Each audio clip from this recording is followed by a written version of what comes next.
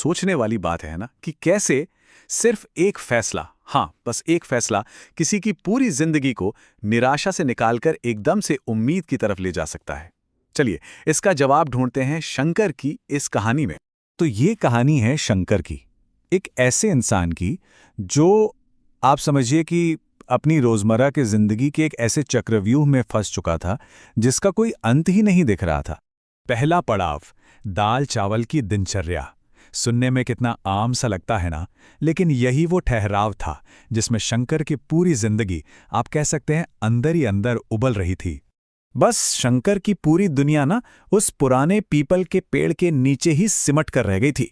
रोज सुबह वही वही दाल का बेजान सा भगोना, चावल का वही फीका बर्तन, और बस इंतजार ऐसे ग्राहकों का जो सच पूछिए तो शायद ही कभी आते थे। और फिर एक दिन एक ग्राहक के कुछ शब्द, वो शब्द शंकर के कानों में नहीं सीधे दिल में जाकर चुभ गए। पता है, यही वो कड़वी सच्चाई थी जिसका सामना करने से वो अब तक जैसे तैसे बच रहा था। देखिए, शंकर की हालत सिर्फ बोर नहीं थी, वो एक जाल था। एक तरफ पुराना भारी कर्ज, दूसरी तरफ कमाई बिल्कुल ना के बराबर, और आगे बढ़ने का तो कोई रास्ता दूर दूर तक नहीं दिखता था। ऐसे में वो बेचारा अपनी किस्मत के हाथों बंधा हुआ ही तो महसूस करेगा ना। अब आते हैं दूसरे पड़ाव पर, बिरयानी की चिंगारी। कहते हैं ना कि प्रेरणा कभी भी कहीं से भी मिल सकती है, अक्सर सबसे अनजाने पलों में। उस दिन उसके ठेले के पास से गुजरते हुए एक छोटे से बच्चे ने अपनी मां से एक मासूम सी फरमाइश की। शंकर को उस वक्त जरा भी अंदाजा नहीं था कि यही वो लम्हा था जो उसकी पूरी जिंदगी बदलने वाला था। बिरयानी। बस एक शब्द शंकर के कानों में किसी घंटी की तरह गूंजने लगा, और जब उसने उस मां और बच्चे को वहां से मायूस होकर जाते देखा ना, तो बस उसके अंदर जैसे कुछ टूट सा गया। पर शायद उसी टूटने में कुछ नया जुड़ भी रहा था। शंकर उस रात घर तो लौटा, बिल्कुल, लेकिन वो अब पहले वाला शंकर था ही नहीं। उसके सीने में एक आग सी जल रही थी।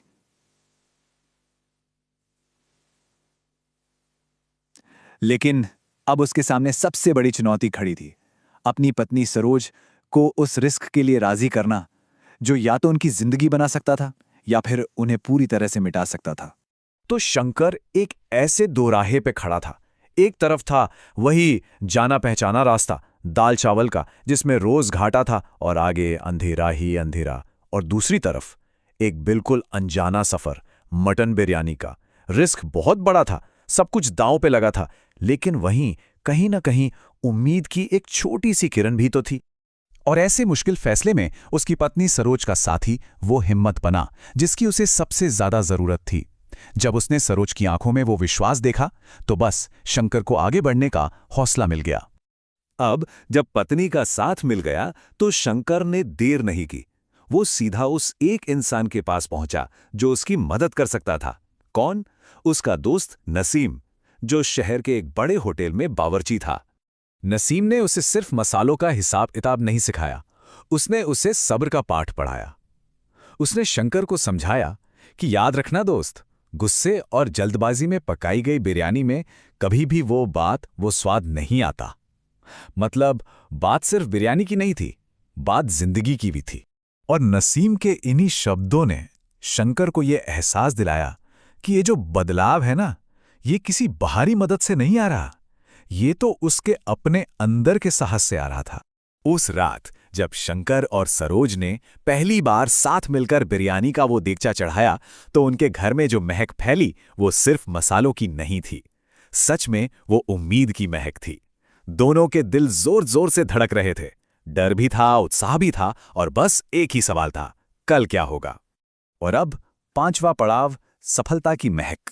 अब वो पल आ ही गया था जिसे हम कहते हैं ना, मोमेंट ऑफ ट्रूथ, सच्चाई का पल, जब शंकर अपनी इस नई पेशकश को पूरे गांव के सामने लाने वाला था। अगली सुबह ठेला वही था, जगह भी वही थी, लेकिन आज हवा में कुछ अलग था। एक ऐसी लाजवाब खुशबू थी जो लोगों को अपने आप अपनी तरफ खींच रही थी। और पता है, उस भीड़ में वही मां और बच्चा भी थे जिन्होंने इस पूरी कहानी की शुरुआत की थी। और जैसे ही उस बच्चे के मुंह से ये शब्द निकले, शंकर की आंखों में आंसू आ गए। बस यही उसकी पहली और शायद सबसे बड़ी जीत थी।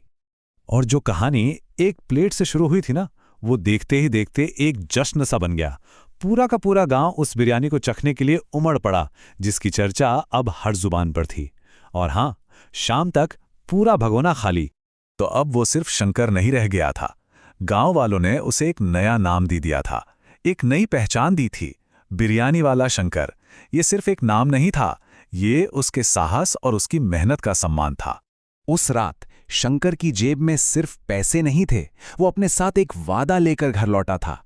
एक ऐसे भविष्य का वादा जहां उसके परिवार को अब कर्ज या अगले वक्त की रोटी की चिंता नहीं करनी पड़ेगी। सोचिए, सिर्फ एक दिन में उनके घर में उम्मीद वापस लौट आई थी। पीपल का वो पुराना पेड़ आज भी वहीं का वहीं खड़ा था। जगह नहीं बदली थी, लेकिन उसके नीचे खड़ा इंसान वो अब पहले जैसा बिल्कुल नहीं था। और बस इसी एक बदलाव ने बाकी सब कुछ बदल कर रख दिया।